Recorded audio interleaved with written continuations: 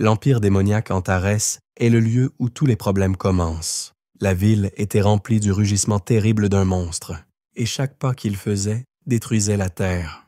Une armée de 2 millions de personnes a tenté de résister à ces entités, mais le démon les écrasa et leur infligea de grandes blessures. Aujourd'hui, tout ce cauchemar prendra fin grâce à la sagesse de Sa Majesté. Le centre de Gaïrak, le grand château des démons, le couloir de l'abîme, le héros Alex voulait mettre fin à ces atrocités. D'autres héros sont également venus, désireux d'envoyer les mauvais esprits dans les ténèbres. Le roi démon et dirigeant de l'empire d'Antares est Rifenard Wald Antares. Les héros voulaient le détruire avec l'épée sacrée Cyrus et mettre fin à l'empire des ténèbres.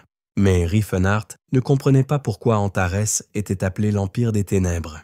Teslon savait que des démons et des monstres prophétiques étaient élevés dans ce district, mais le roi répondit qu'il n'avait été formé qu'aux tactiques humaines. Il a demandé si les héros avaient vaincu les 4 rois célestes. Les gars ont répondu que les orques sales n'étaient pas un obstacle à l'épée de Cyrus. Rifenard ne pouvait pas croire que Tit, l'orque le plus courageux et le plus grand, était mort. Les orques ne sont pas capables de trahir leurs semblables, même s'ils semblent sauvages. Ces trolls écœurants viennent de payer pour leurs péchés.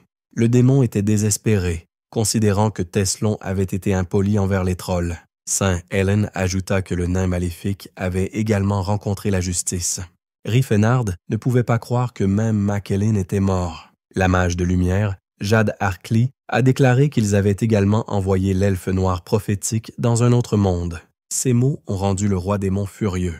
Il a crié que les héros demandèrent la mort. Les héros ont crié que l'elfe était un démon qui s'était tourné vers le côté obscur. Rifenard se sentit honteux, car un haut elfe de sang pur était comparé à un elfe noir. Alex était en colère, il voulait venger ceux qui étaient morts avec l'épée de Cyrus. Le démon était furieux que les gars ne l'écoutaient pas. Le garçon expliqua que les monstres ne seraient pas tombés dans les ténèbres si Rifenard n'avait pas été dans ce monde. Le roi a décidé d'agir et d'utiliser son mana. Pour les héros, la création d'un autre monde est meilleure pour les créatures sombres qui ne veulent pas vivre comme des esclaves. Exactement dans ce cas, Rifenard a décidé de devenir le roi démon que tout le monde veut voir. L'onde de choc a immédiatement emporté les garçons et les a soulevés dans les airs. Après s'être rappelé son nom, il raconta l'histoire. Auparavant, Rifenard était un haut mage ordinaire. Les gens ne considèrent pas les créatures d'un autre monde comme étant égales et intelligentes. Pour eux, les elfes sont de doux serviteurs qui vivent longtemps. Les nains ne sont bons qu'en tant qu'esclaves et mineurs. Les trolls sont utilisés comme ingrédients pour les potions de guérison. Le roi démon fut choqué par la profondeur de leur culture oubliée. Il s'est donc lié d'amitié avec eux. J'ai appris la magie spirituelle et découvert leur culture. En les combinant, Rifenard est devenu le premier de l'histoire à atteindre le 10e cercle de magie. La communication avec les entités a radicalement changé sa vision de la vie. Mais les gens ont commencé à piller, à détruire, à voler et à s'emparer, alors ils se sont retirés. Bien que le roi ne faisait que se défendre contre les attaques, ils réussirent à capturer davantage de terres. La ville devint de plus en plus grande jusqu'à devenir l'empire d'Antares. Rifenard croyait que les créatures d'un autre monde n'étaient pas pires que les humains, même si tous les habitants d'Antares pensaient que cet endroit était merveilleux. Les gens croyaient que le sort du roi démon parlait pour eux. Le devoir de Rifenard est de protéger son empire. Il détruira tout le monde. Une bouteille a volé dans la gorge d'Alex. Elle a fait un bond en arrière, mais a réussi à causer des blessures. Rifenard conclut qu'Alex n'avait acquis aucune maîtrise dans aucun domaine. Pour le dire gentiment, il est bien bâti, mais pas fort. Seul le roi des arts martiaux, Teslon, est resté. Il n'a pas été difficile pour Rifenard de vaincre les autres, mais ce héros est différent. Teslon, sans réfléchir à 2 fois, se précipita pour attaquer le démon. Rifenard s'est rendu compte que le gars n'avait pas perdu de temps. Il ne sera donc pas facile de vaincre un tel adversaire. Il y a eu une explosion dans l'Empire. Le roi démon était complètement furieux. Soudainement, Teslon sursauta, sur le point de porter le coup final. Rifenard a immédiatement placé un bloc devant lui. Le héros a crié que la victoire était à eux. Il a réussi à attaquer le roi démon directement à la tête. Rifenard avait la colonne vertébrale cassée. Il voulait tuer Teslon, mais maintenant, il n'y avait aucune chance de victoire. Debout sur le toit, le héros cria qu'il jugerait le démon. Le roi démon le félicita pour sa victoire. Tesselon croyait que les autres seraient libérés des chaînes démoniaques. Ces mots achevèrent Riefenhart. Il serra fort les dents. Il était offensé par le fait que le héros croyait que le destin de ces créatures était d'être des esclaves. Le démon a retiré l'œil de l'espace et du temps, un artefact magique. Tesselon ne comprenait pas ce qu'il essayait de faire. Riefenhart a lancé un sort qui remonterait le temps et saperait le plan de Dieu. Il a crié au héros de l'arrêter s'il le pouvait. Tesselon serra le poing et se lança dans l'attaque. Le démon ne voulait pas mourir, mais le héros n'allait pas céder. Riefenhart ne voulait pas de fin. Tesselon a réussi à percer et à porter un coup aux côtes. Le ciel est devenu très clair, à l'endroit où deux puissants ennemis se sont battus. Une tache ronde est apparue. Bientôt cela s'est dissipé. Tôt le matin, maison en bois confortable. Tesselon ne pouvait pas croire qu'il était encore en vie. Il se considérait comme un génie et pensait avoir vaincu Riefenhart. Le héros ne comprenait pas où il se trouvait car il n'avait jamais visité cet endroit auparavant. Le gars se demandait quel âge il avait maintenant. Maison forestière. Le pied d'apposer le pied sur le sol. N'importe qui pourrait envier un tel corps. En se regardant dans le miroir, il ne comprenait pas qui c'était. Il était choqué, car un magicien n'a besoin que de savoir utiliser des sorts. C'était bizarre de parler de moi à la troisième personne. Riefenhart ne reconnaissait ni son visage, ni son corps. Il se comparait à un gorille.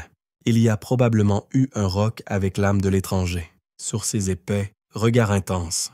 Si vous vous faites pousser la barbe et que vous grandissez 2 fois plus, il ressemblera alors au roi des arts martiaux, Tesselon. Soudain, quelqu'un a appelé son nom. En parlant de cela, le soleil est déjà à son zénith. Il a crié au gars, lui demandant pourquoi il n'était pas dehors. Et puis il a ri bruyamment. Le héros considérait l'étranger comme un monstre et lui demanda qui il était. L'homme s'est approché et a demandé pourquoi il avait cette apparence. Il soupira lourdement et dit qu'une autre crise d'amnésie ne fonctionnerait pas. Il a attrapé le gars par la tête et il a dit joyeusement qu'ils allaient s'entraîner. Apparemment, l'homme était le professeur de Tesselon, l'ancien roi des arts martiaux, Gérard Crom Protase. Il a attaché le héros à un arbre. Fermant la bouche, il dit que Tesselon était trop bavard. Le professeur a attrapé son bâton. Cela a excité le magicien. Il est devenu nerveux. Une seconde plus tard, il reçut un coup au ventre. Des larmes apparurent dans ses yeux. Il ne comprenait pas ce qui se passait. Le roi Crom continua à frapper l'un après l'autre. Le magicien dit mentalement au revoir à Cyrus. Le professeur a remarqué que les mains de l'élève avaient changé et étaient devenues douces. Mais il décida que la méthode était trop simple et les héros perdiraient la mémoire. Après tout, il existe un outil pour chaque tâche. Crom décida de frapper plus fort pour que Tesselon reprenne ses esprits. Le héros a crié haut et fort que battre les étudiants était stupide. Cela a mis le professeur en colère. Il a crié que l'homme est en acier et que plus vous le tempérez, plus vous pouvez devenir fort. Le roi a choisi Tesselon parce que sa force n'a pas de limite. Seuls quelques privilégiés peuvent atteindre le succès grâce à l'entraînement et aux efforts pour obtenir un physique d'acier. C'est pourquoi Crom a trouvé un homme comme Tesselon. Le professeur a ordonné à l'élève de penser à l'océan qu'il doit libérer. Mais dans ses pensées, il n'y avait que Cyrus. La journée s'est terminée, la formation était terminée. Le magicien se serra dans ses bras, le remerciant pour un corps si fort. Nuit silencieuse. Il y avait des pétales de gevrel et une potion de guérison flottant dans l'eau. Cela a choqué le héros, car une telle bouteille coûte 10 pièces d'argent, et ici il y a une baignoire entière. Le professeur a expliqué que l'acier devait refroidir après le forgeage. Les auras et les potions aideront à restaurer le corps après un tel coup. Dans le combat avec Tesselon, le magicien a ressenti son pouvoir sur lui-même, ce qui signifie qu'il a également été soumis à cette méthode. Avec un soupir, Riefenhart se résigna à être dans le passé. Il s'intéressait à la question de savoir où se trouvait alors son moi actuel. 2 copies d'une âme peuvent-elles être dans la même dimension? Si c'est possible, alors il y a 2 hypothèses. Tout d'abord, le jeune et l'adulte cohabitent chez le jeune Riefenhart. Et deuxièmement, dans son corps, âme de Tesselon, le roi des arts martiaux. Une assiette géante, remplie d'énormes morceaux de viande, s'élevait comme une montagne, et Riefenhart a dû tout manger. Selon Crom, cela était nécessaire pour reconstituer les réserves énergétiques. Ensuite, comme prévu, il y a eu un jogging et l'entraîneur a facilement gravi la montagne. Assis au sommet, Crom regardait l'étudiant fatigué grimper à peine, mais n'abandonnait pas. Suspendu à une branche, avec un rocher attaché dans le dos, Rifengart faisait des pompes, souhaitant que l'entraînement se termine bientôt. Épuisé, allongé sur le lit, il réalisa qu'il était né de nouveau sous la forme d'un jeune Tesselon. En réalisant cela, il tomba dans un état de stupeur. Recroquevillé dans un coin, Rifengart réfléchit nerveusement à ce qui se passerait si les deux âmes entraient à nouveau en contact, comment tout cela l'affecterait à l'avenir, et décida de s'échapper. En rongeant nerveusement son doigt, le mage se rendit compte que le jeune Rifengart étudiait désormais assidûment et qu'ils ne se croiseraient pas. Puis il pensa que Tesselon pourrait entrer dans son corps et viendrait certainement le chercher. Mais se souvenant de son corps fragile, il se calma un peu. Il pensait que pour une formation efficace, Tesselon aurait besoin d'un maître et qu'il pourrait trouver un tel candidat. La lune illuminait le ciel et le seul désir de Rifengart était de s'échapper. Il s'est précipité dans l'obscurité avec la vitesse d'une balle. Il voulait s'échapper de cet endroit à tout prix, mais il s'arrêta net. Un entraîneur était assis sur une pierre devant lui demandant où il allait si vite. Se demandant d'où venait le vieil homme, il entendit que c'était sa 9e évasion. Dérouté, il commença à se justifier en disant qu'il n'était pas Tesselon, mais un magicien. En caressant sa barbe, Crom se contenta de sourire, décidant qu'il s'agissait d'une nouvelle légende. Surpris, Rifengart entendit que lors de sa dernière évasion, il venait d'un autre monde avec des dieux et des dragons. Couvert de sueur de colère et de désespoir, il entendit qu'il s'était auparavant fait passer pour un maître sur le continent oriental de Wang. Souriant largement, l'entraîneur l'a félicité pour sa version convaincante et a dit qu'il était temps de dormir. Attrapant Rifengart par les cheveux, l'entraîneur le tira en arrière. Le magicien était en colère que l'évasion ait échoué, mais il a juré de s'échapper, peu importe ce que cela lui coûte. L'entraîneur a déclaré que dans sa jeunesse, il était tout aussi audacieux, et il comprend ses sentiments. Traînant Rifengart sur le sol, Crom lui conseilla de ne pas s'inquiéter et d'être patient, et la récompense viendrait immédiatement. Au cours de plus de 130 ans d'entraînement, Crom avait mis au point de nombreuses méthodes pour empêcher les évasions. Alors le mage décida d'abandonner cette idée. En colère contre l'entraîneur, il a compris qu'il le retrouverait et le ramènerait. En riant bruyamment, Crom a dit qu'il était plus facile d'obtenir la permission de descendre la montagne. Rifengart a passé 2 ans dans cet enfer. La chaîne brisée est tombée sur le sable. Crom a félicité son élève qui avait finalement réveillé son aura et se tenait debout avec les restes de la chaîne sur ses épaules. Rifengart, surpris, s'est figé sur place et l'entraîneur a salué ses performances. Après une stimulation prolongée de l'instinct de survie, l'endurance augmente et une aura apparaît. L'entraîneur a annoncé une nouvelle étape d'entraînement. Rifengart espérait que ce seraient des arts martiaux normaux et qu'il en sortirait bientôt. Crom a annoncé que Maga s'attendait à un match d'entraînement avec lui. Rifengart fut stupéfait par cette nouvelle. 3 années passées à s'entraîner et à se battre. Les montagnes interminables de Rakid sont situées dans le royaume de Vassili, dans les terres du sud. Les jets de la cascade tombaient bruyamment, heurtant les rochers. Au milieu de ce vacarme se dressait la figure courageuse de Rifenhart. Serrant le poing avec force, il tenta de réveiller la corne de la calamité. Une fois de plus, des anneaux de feu commencèrent à apparaître autour du poing. Une fois de plus, les flammes se sont intensifiées. 3 éclairs de feu volèrent vers l'infini, et dans ce tunnel de feu, la corne du désastre s'est enflammée. Rifengart ne croyait pas que c'était la limite et décida de se dépasser. Il s'est avéré que la poussière et les morceaux de roche volaient dans toutes les directions, car la corne du désastre est une concentration de puissance dans une partie du corps. Le magicien possédait la 3e étape, et il y en a 9 au total, et ils détruisent même un dieu. La limite de Tesselon était de 7. L'entraîneur a promis au magicien la permission de descendre de la montagne lorsqu'il atteindrait l'étape 4, et il s'est lui-même rendu au village. Auparavant, Rifengart aurait profité d'une telle opportunité pour s'échapper, mais maintenant, il était déterminé à terminer sa formation. Il écarta les bras et lança un sort, provoquant l'apparition d'une boule de feu.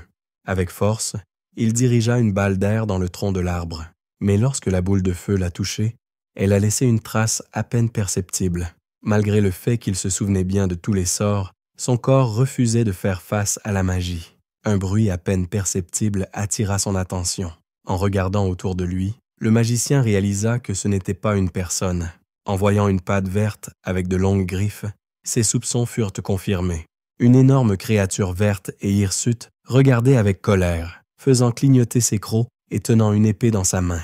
Riffengard comprit immédiatement qu'il s'agissait d'un orc. L'orc murmura qu'il laisserait le mage vivre s'il faisait semblant de ne pas l'avoir vu. En regardant à nouveau l'orc, Riffengard réalisa qu'il avait 3 ou 4 ans et ressemblait beaucoup à un fugitif. L'orc a de nouveau demandé à se séparer en bons termes. Réalisant que l'orc essayait de négocier, le mage décida de demander qui poursuivait le fugitif. Surpris que l'homme connaisse le langage de la grâce, l'orc lui posa immédiatement des questions à ce sujet. Après avoir reçu la réponse, Orc a admis la persécution. Riffengard a dit qu'il pourrait aider si l'orc lui faisait confiance. L'orc a admis qu'il ressentait sa gentillesse et le considérait comme un frère, mais il avait peur des éventuels problèmes qu'il pourrait causer au mage. Notant que l'orc était de sang noble, Riffengard l'assura de ses capacités. Fermant les yeux, le mage commença à lire les sorts. Les caillots violets tourbillonnant autour de Riffengard ont ouvert un tunnel lumineux dans la roche, où l'orc a été invité à se cacher. Le magicien ne pouvait pas comprendre pourquoi l'aide offerte à l'orc était considérée comme étrange. Il s'est avéré que son essence de magicien ne correspondait pas à son corps. Caché dans le tunnel, l'orc le remercia à nouveau. Entendant des voix et des bruits de pas, le magicien se retourna. Une foule de gens, visiblement mécontents de quelque chose, se dirigeait dans sa direction. En s'approchant, l'un d'eux demanda effrontément des nouvelles de l'orc, promettant une récompense. Son complice n'était pas très content d'une telle générosité, mais il assura qu'il n'allait partager la récompense avec personne. Riffenhart, croisant les bras sur sa poitrine, refusa de les aider. Remarquant les traces de l'orc sur le sol, la foule se précipita en avant. Le magicien a tristement noté que le sort n'avait pas caché les traces, mais a refusé de laisser la foule entrer dans sa maison. Le chef de cette foule était Bright, et il n'aimait vraiment pas que son chemin soit bloqué. Il y en avait plus de 10, et ils criaient tous des choses désagréables, et le magicien les regardait en silence. Il se souvint des paroles du professeur, selon lesquelles, ayant un pouvoir mortel, il fallait être plus miséricordieux envers les faibles. Il était plus facile pour Magu de se battre à main nue, alors par pitié, il a sorti une massue. Après avoir rassuré les personnes présentes qu'il ne les tuerait pas avec une massue, Riffengard sourit. Le clan des guerriers indestructibles préfère s'entraîner sans armes, mais cela ne veut pas dire qu'il n'y en a pas du tout. Les insultes pleuvent à nouveau de la foule. Riffengard serra les dents de colère. En un instant, les premiers contrevenants se sont dispersés dans différentes directions. Bright a donné l'ordre d'attaquer de tous les côtés. En combattant les assaillants, le mage s'est rendu compte qu'ils n'étaient que des mercenaires gagnant leur vie avec une épée. Il fut tiré de ses pensées par un coup d'épée dans le dos. Et puis le cri de lâcheté de l'ennemi. Voyant l'épée tordue et pas une égratignure dans le dos. Riffenhart lui-même s'est souvent demandé pourquoi il en était ainsi. La particularité du clan est le refus de tuer l'ennemi. Alors les ennemis ont volé dans des directions différentes, mais vivants, articulations déchirées et os brisés, mais vivants. Les ennemis vaincus ont demandé de l'aide. Enragé, Bride exigea que le magicien dise son nom. Riffengard frappa et Bright, tué, implora son salut. Les ennemis blessés et battus s'enfuirent. Tenant le club cassé dans ses mains, Riffengard regrettait que tout se soit terminé si vite. L'orc qui est apparu a remercié pour l'aide. Il considérait le magicien comme son sauveur. En échange de lui sauver la vie, l'orc a promis à Riffengard de se sacrifier si nécessaire. Il appela le magicien son mentor et lui demanda son nom. Riffengard aurait voulu dire qu'il était Tesselon, mais il s'est arrêté avant de finir. Le magicien réfléchit une minute, et puis il a fièrement répondu qu'il était Riffengard Wald Antares. L'orc a promis de se souvenir de ce nom. Le magicien a demandé où l'orc se dirigeait. Riffengard lui a conseillé d'aller dans le désert sans nom où la tribu de l'ours bleu vit cachée. Après avoir dit au revoir, l'orque partit en chemin. Le magicien se rappela qu'il n'avait pas demandé le nom de l'orque et l'appela.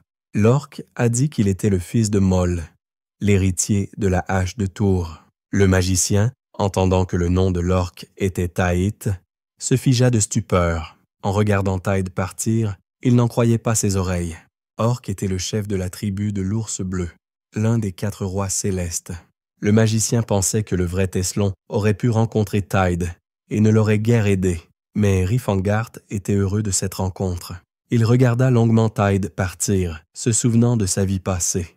Le puissant empire d'Antares créé par lui, Braves Guerriers Orcs, combattants elfiques fidèles, la belle Ciri, le vieux mentor aux cheveux gris, et moi-même, joyeux et insouciant. Rifengard se promit mentalement qu'il les rencontrerait certainement.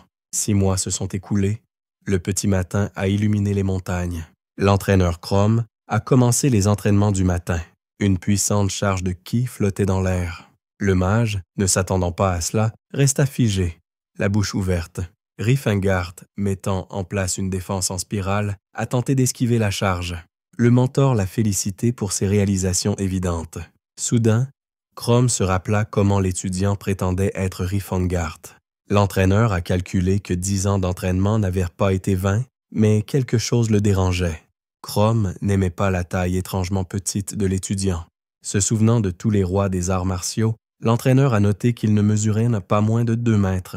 Le mentor était furieux, mais le magicien fit référence à la structure du corps. Rifengard pensait que le vieil homme était fou parce qu'il n'avait pas l'intention de devenir de la taille d'un monstre. Crom a organisé un test de réussite. Le visage tendu du mage devint concentré, le corps tendu comme une corde. Concentrant toute son énergie dans son poing, il invoqua la corne du désastre. L'énergie gagnait du terrain à un rythme effréné. Et enfin, l'étape 4 de la corne du désastre a été achevée. Une force terrible a explosé dans l'air. Des milliers de minuscules fragments de roches ont volé dans les airs. D'énormes rochers volaient dans les airs comme des plumes. L'entraîneur était ravi de cela. Rifengard était ravi de ses réalisations. Le professeur a décidé que le magicien était prêt à partir dans le monde. Crom l'a félicité pour sa persévérance. Le mentor lui a permis de partir et de vivre comme son cœur lui disait. C'était une récompense pour tous les tests réussis. Rifengard voulait dire quelque chose au professeur, mais il s'est arrêté au milieu de sa phrase. Crom a demandé au magicien de se souvenir de 3 choses. Accumuler des richesses uniquement par des moyens honnêtes. S'il veut devenir un méchant, il doit devenir digne, avoir son propre style spécial. Pour protéger les gens de l'injustice, afin qu'ils le respectent, Crom a précisé que ce n'étaient pas seulement les faibles, qui sont des millions, qui devaient être sauvés, mais aussi ceux qui étaient injustement offensés. Le mentor considérait que la 3e vérité était la plus importante. Crom a demandé au mage de promettre que l'héritage des arts martiaux ne serait pas oublié. Rifengard doit éduquer l'étudiant et lui transmettre ses connaissances. Après lui avoir lancé un sac, l'entraîneur lui a demandé de s'en souvenir. Le sac contenait des vêtements et 30 pièces d'argent pour les dépenses futures. Le magicien était surpris que l'argent soit si petit, mais l'entraîneur a dit qu'à un moment donné, il n'en avait reçu que 25. Le mentor a remis à Rifengard une carte sur laquelle était indiqué l'endroit où se trouvait le cadeau. Il a insisté pour pouvoir regarder là-bas. Après s'être ressaisi, le magicien partit en voyage. En y repensant, Rifengard se demandait avec doute s'il était prêt à quitter le camp. Il ne croyait pas qu'il était enfin libre. Soudain, une colonne de feu apparut derrière lui. C'était la corne du désastre, niveau 9. Une véritable horreur s'empara du magicien. Le professeur leva le poing bien haut et concentra toute son énergie en lui disant au revoir, rappelant que Rifengard est l'héritier d'un grand enseignement. L'hôtel avec sa cour intérieure confortable était d'une propreté étincelante. 2 hommes se disputaient à propos de quelque chose. Un grand et jeune chevalier demanda à l'aîné ce qui s'était passé. L'aîné a exigé un paiement pour la nourriture. Le chevalier jura méchamment et jeta la pièce, pensant que c'était suffisant. L'aîné s'est figé après avoir attrapé la pièce. Dérouté, il se tourna vers le chevalier en lui disant que c'était très peu. Le chevalier se mit en colère, pensant que le vieil homme voulait le tromper. Le chevalier enragé frappa l'aîné, pensant qu'il le trompait. En essuyant le sang, les gens en conclurent que c'étaient des bandits et non des chevaliers, qui avaient épris leurs maisons et leur nourriture. Un homme a appelé le chevalier Edward. Le jeune maître Stéphane méprisait les paysans et n'avait aucune pitié pour eux. Il croyait qu'ils devaient connaître leur place. Un garçon et une fille étaient couchés dans un lit luxueux. La fille caressait son torse, et le gars ne comprenait pas ce qu'elle trouvait dans son corps maigre. Mais la fille lui fit un compliment, comparant son corps à une bonne lame. Laissant de côté ses souvenirs, Rifengart regarda son reflet et pleura en pensant à Cyrus. Mais ensuite il sourit, pensant qu'il était devenu beaucoup plus grand. En regardant par la fenêtre, le magicien pensait que Ciri avait désormais 70 ans, 17 selon les normes terrestres, et l'année prochaine, elle sera vendue aux enchères d'esclaves. Il réfléchissait à la manière de la libérer. Afin de ne pas perdre ses pouvoirs magiques, il a décidé de payer de l'argent. Connaissant le prix des esclaves elfiques, le mage se rendit compte que son argent n'était pas suffisant. Rifengart jugea nécessaire de s'enrichir de la connaissance du futur et se rendit dans les ruines antiques. Le chevalier et Todd cherchaient également l'emplacement des ruines antiques. L'archéologue magicien Todd, utilisant la magie, faisait exactement cela. En sortant sur le balcon, le jeune homme regarda devant lui. Devant lui se trouvait l'endroit même où étaient enterrés l'épéiste orthodoxe Claude von Leostars Alcyon. Rifengart se dirigea vers le nord, vers les montagnes de Catan, satisfait de sa résistance au froid. Afin d'utiliser les souvenirs des ruines antiques, le mage a utilisé une technique secrète et a communiqué avec le mage Todd. Dans sa vie passée, Rifengart y était déjà allé et avait trouvé des trésors qu'il avait vendus avec profit. Le pied s'est arrêté près de la falaise. Le magicien regarda le village familier de Kettle, situé en contrebas. À l'intérieur de la pièce, les gens discutaient de ce qu'ils devraient faire pour éviter de s'approcher de la vallée de la mort. En regardant l'aîné battu, ils ont compris ce qui leur arriverait s'ils ne leur fournissaient pas de guide. Les gens parlaient à voix basse pour que les nobles ne les entendent pas. Ted est sorti de la foule, décidant de se porter volontaire comme guide. Sa femme et sa fille ont fondu en larmes en entendant cela. Les villageois joyeux l'encouragèrent et il poussa un soupir de soulagement. Soudain, une tête est apparue à la fenêtre et a proposé sa candidature. Ted pointa son arc vers l'étranger, essayant de comprendre qui c'était. Les habitants voulurent savoir si le magicien connaissait la région et s'il avait changé d'avis. Après avoir souligné que personne ne revient de la vallée de la mort, les gens ne pouvaient pas croire à leur chance. La vallée de la mort est un donjon, les vestiges de l'âge d'argent. Le chevalier Claude, ayant éveillé l'aura, accomplit de nombreux exploits. Mais devenu arrogant, Claude se rendit avec un serviteur dans la vallée de la mort, où il mourut. L'épée démoniaque de la famille Alcyon y fut également perdue.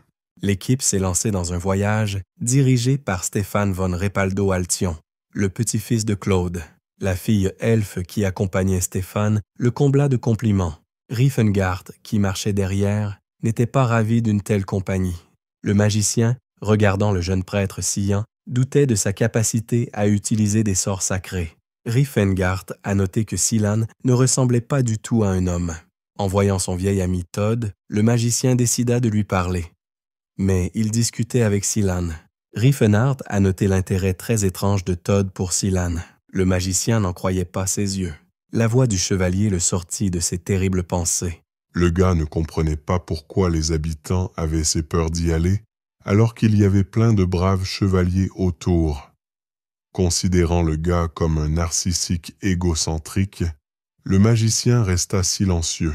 À l'intérieur de chacun se trouvait une entité aux yeux brillants et aux crocs acérés comme des rasoirs. Déployant leurs ailes au maximum de leur potentiel, ils se sont révélés être des monstres géants. Les chevaliers se préparèrent à repousser l'attaque.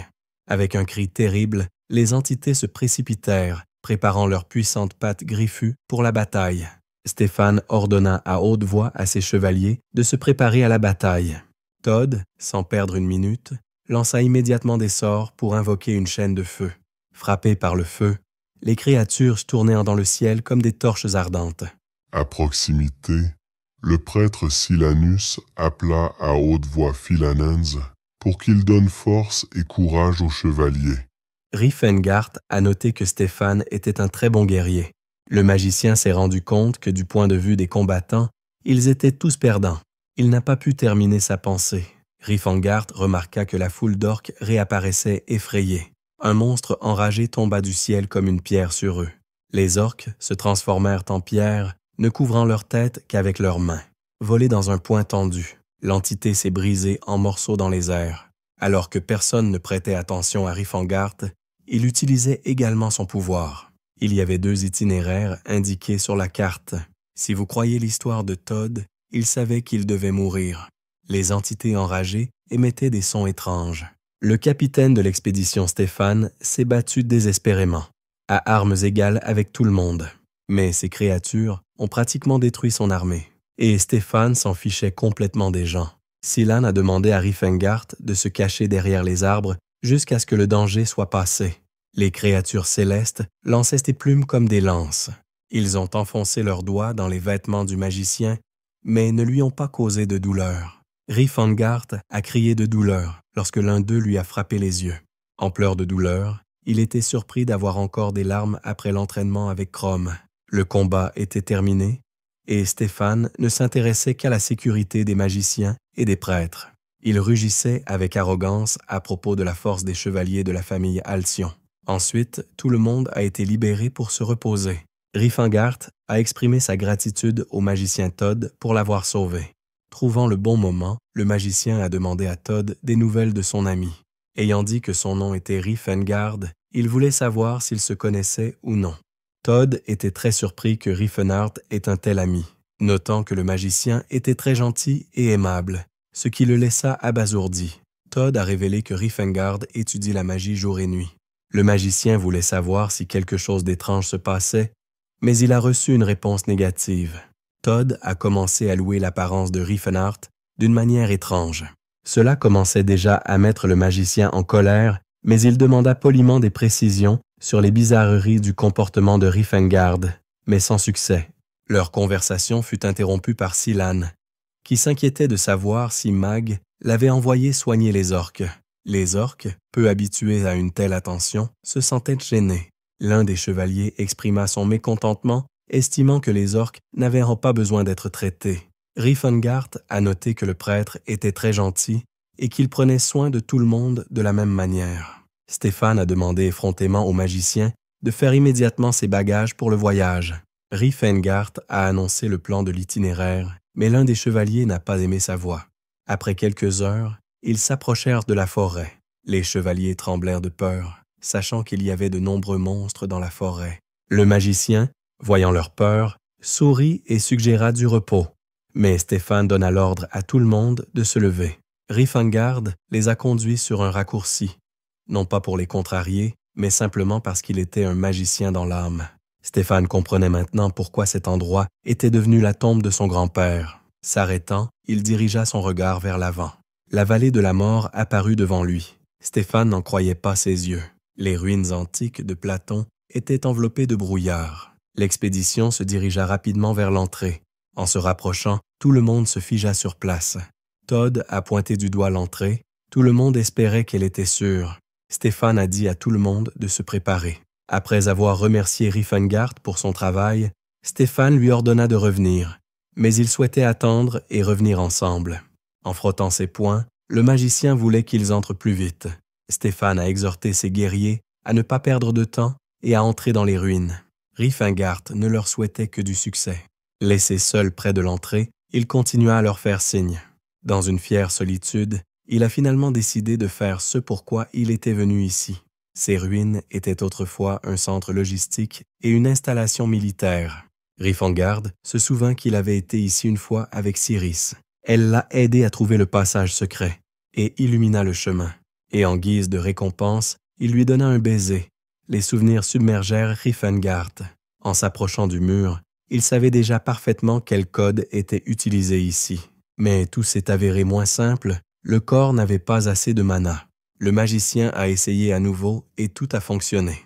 Après avoir soigneusement plié les vêtements, il les laissa à l'entrée. Puis Rifengard s'est un peu réchauffé. Une seconde plus tard, le magicien entendit des bruits parasites. Il n'a rien compris, car tout le monde était parti dans l'autre sens. Rifengard s'est rendu compte qu'un passage secret reliait la surface et le 3e étage du donjon. Une situation d'urgence est survenue. Il s'est immédiatement souvenu de tout. Comme tout objet militaire, lorsqu'il est activé, il détruit tous les intrus. Un groupe de chevaliers a été piégé et est tombé au 2e étage.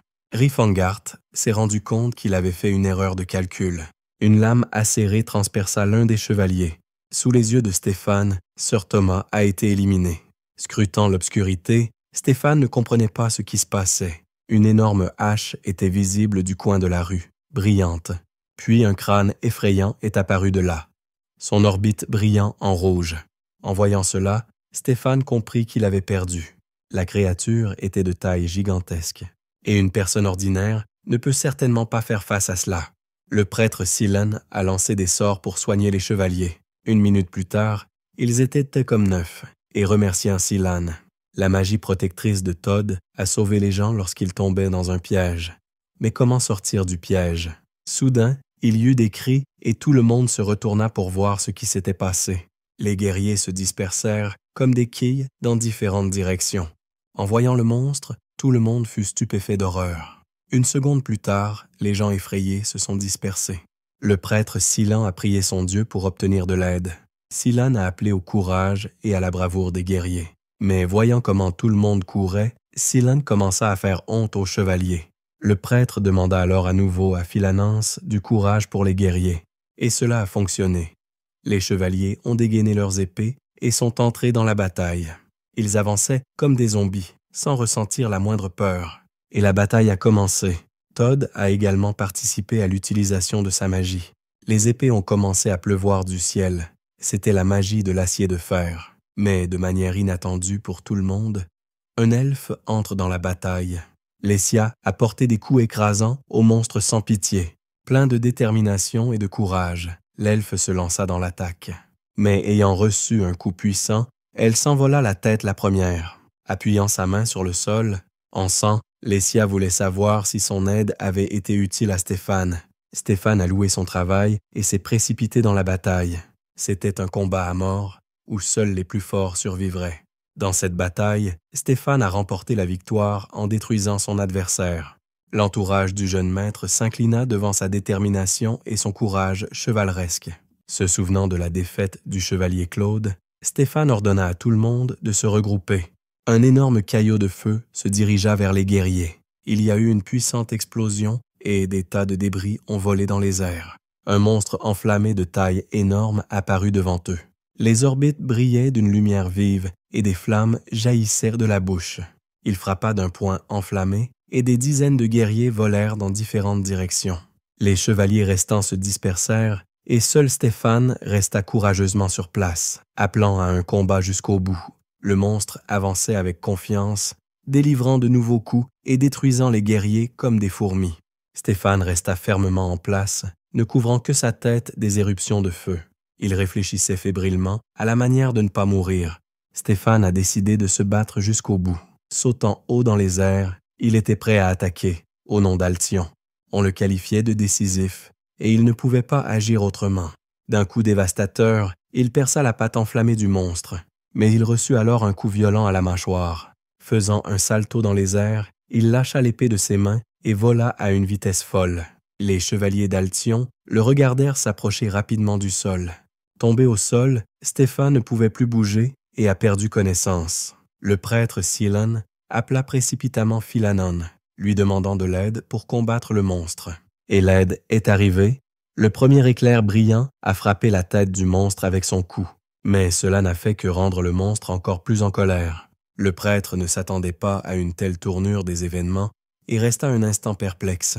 Silan continua à lancer ses sorts, mais cela semblait n'avoir aucun effet sur le monstre. Ayant fermé les yeux, le prêtre ne s'arrêta pas 1 seconde. Le monstre lança une autre attaque enflammée et Silan s'envola dans les airs comme une plume. Ce que le prêtre vit le figea de surprise.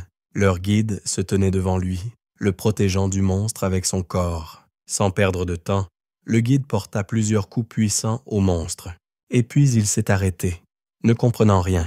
La créature vaincue gisait sur le sol et Rifangard ne pouvait pas comprendre pourquoi ce reptile était mort si vite. Il comprenait maintenant la puissance du coup de Tesselon qui le tua en un seul coup. Il regarda lentement autour de lui. Il y avait des morts et des blessés partout. Il fallait les transporter vers un endroit sûr. Mais il n'y avait pas de temps pour se détendre. Une nouvelle foule de zombies s'approchait rapidement d'eux. Todd et Silan restèrent bouche bée, ne comprenant pas vraiment qui était leur guide. Et Rifangart tua clairement et méthodiquement un monstre après l'autre. En se frottant la tête, Stéphane reprit ses esprits. En regardant autour de lui, il vit des montagnes de zombies morts.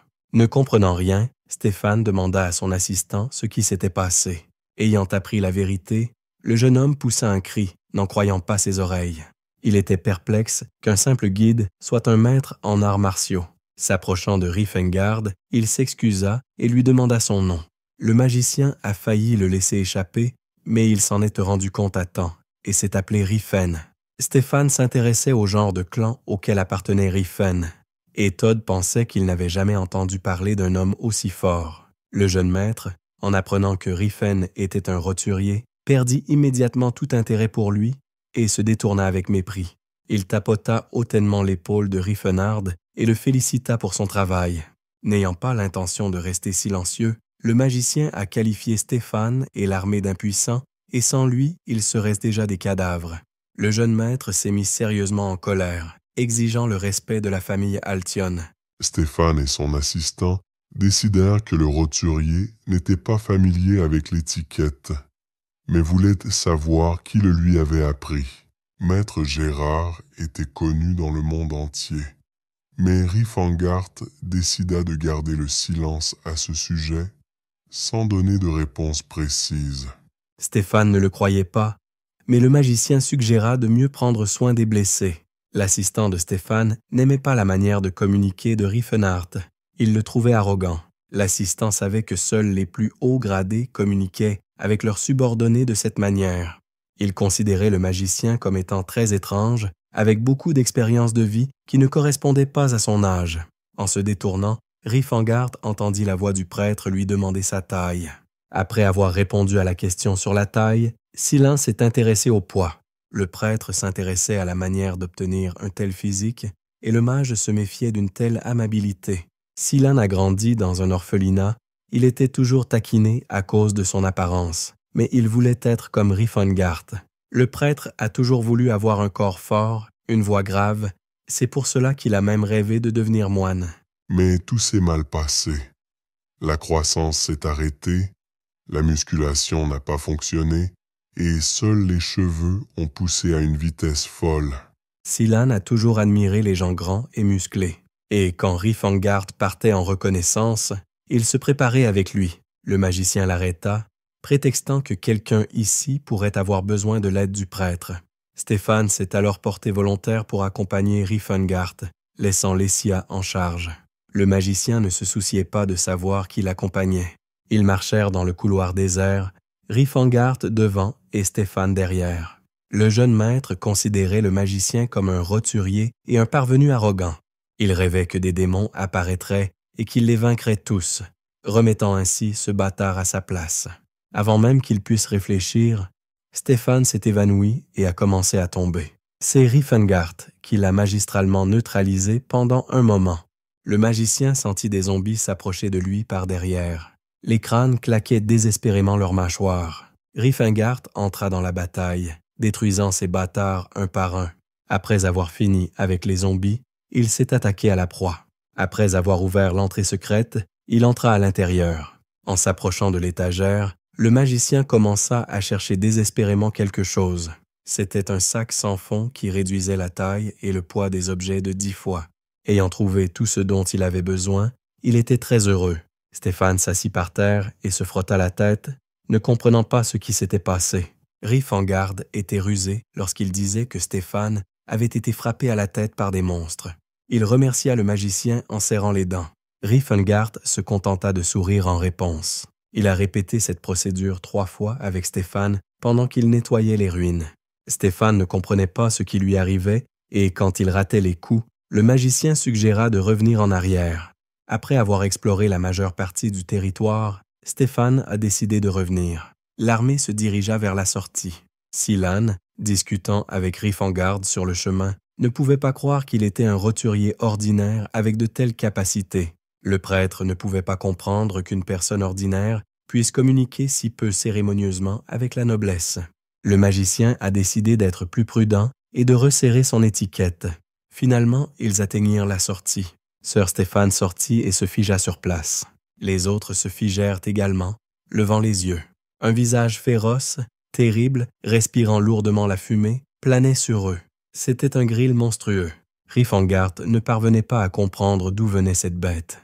Le magicien réalisa que devant lui se trouvait le gardien encore mort-vivant de cet endroit. Grêle poussa un hurlement perçant, et les chevaliers étaient prêts à s'enfuir. L'un des guerriers attira l'attention de Stéphane sur l'épée dans les griffes du monstre. C'était Altion. L'assistant Edward s'est rendu compte que Stéphane voulait combattre le monstre. Le monstre rugit et commença à dissuader le jeune maître d'une entreprise aussi risquée. Stéphane était déterminé à récupérer l'épée à tout prix. Il donna l'ordre de lever les lames et de se préparer au combat. En voyant tout cela, Riefengaert pensait que Stéphane agissait stupidement. Les monstres qui peuplèrent les ruines ont été victimes des mécanismes de protection qui ont été désactivés. Ils étaient les gardiens du donjon, jusqu'à ce qu'ils soient réduits en esclavage. Le démon utilise le pouvoir d'une autre dimension et a pu tuer Sœur Claude, qui possédait l'aura. Stéphane vit que le monstre était enchaîné et fit honte à ses lâches chevaliers. Riefengaert prévint Édouard que s'il décidait de combattre le démon, il mourrait. Édouard a rétorqué qu'ils étaient prêts à risquer leur vie.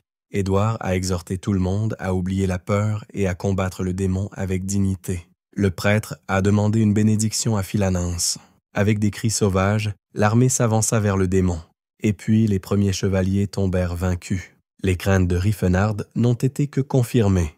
À ce moment précis, un autre guerrier détruit passa devant lui. Stéphane ne s'est pas calmé. Appelant bruyamment les guerriers, a incliné le démon devant eux. Le magicien était très surpris par l'entêtement de Stéphane, mais il espérait vraiment la rationalité d'Édouard. Le jeune homme s'efforça de tuer le monstre, mais malgré tous ses efforts, le démon n'avait que quelques égratignures. À côté, le prêtre Silan continuait à prier son Dieu pour obtenir de l'aide. La masse de lumière, juste pour laquelle le prêtre avait prié, tomba sur le démon. Voyant le résultat, Silan commença à lancer des sorts avec encore plus d'efforts. Un éclair brillant illumina tout autour et des dizaines de masses volèrent vers le démon.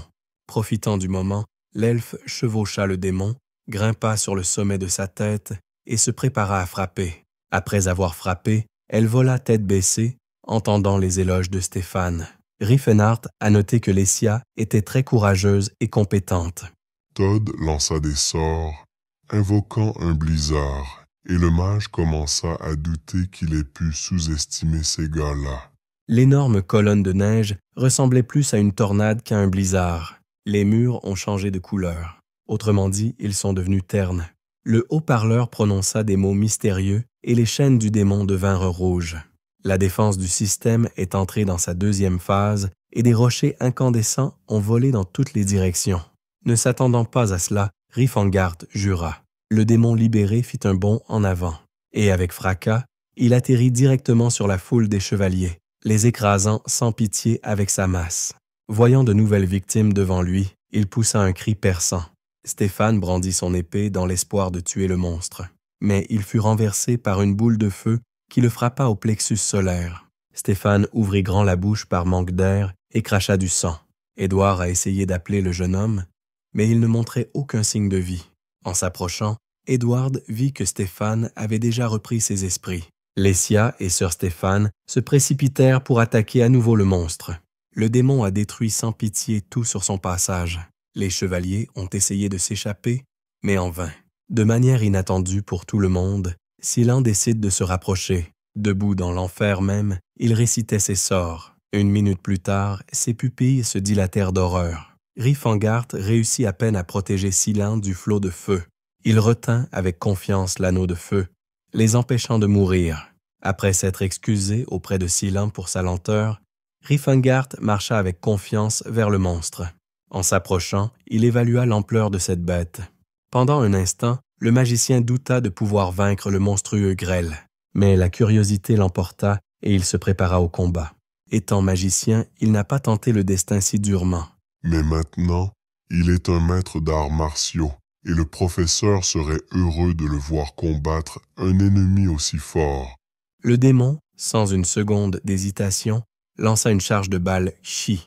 Le démon balança son épée et Rifengart réussit à peine à l'esquiver en reculant. Il remarque immédiatement que l'épée démoniaque inflige des blessures. Mais il était trop tard pour battre en retraite et il esquiva habilement le sabot du monstre. Repoussant les coups du démon, Rifengart continua le combat. Puis, utilisant ses connaissances, il a mis en place un blocage d'aura et le monstre est resté suspendu dans les airs. Le jeune prêtre était très inquiet au sujet du guide et il le rassura en lui disant que tout allait bien. Silan n'en croyait pas ses yeux, car c'était le pouvoir de l'aura. Rifengart était satisfait du résultat de la bataille. Soudain, quelque chose d'inintelligible se fit entendre derrière lui, et le magicien partit à nouveau à la rencontre du démon. Une bataille féroce a repris, que Stéphane a regardé. Il fut stupéfait lorsqu'il vit l'aura. Il ne comprenait sincèrement pas comment un roturier pouvait éveiller une aura en lui-même. Il a tout vu de ses propres yeux, mais il ne pouvait pas l'accepter. Le monstre poussa un hurlement terrible. Stéphane commença à devenir hystérique car il ne comprenait pas vraiment qui était leur guide. En regardant la bataille désespérée, Stéphane a comparé Rifengart à un monstre.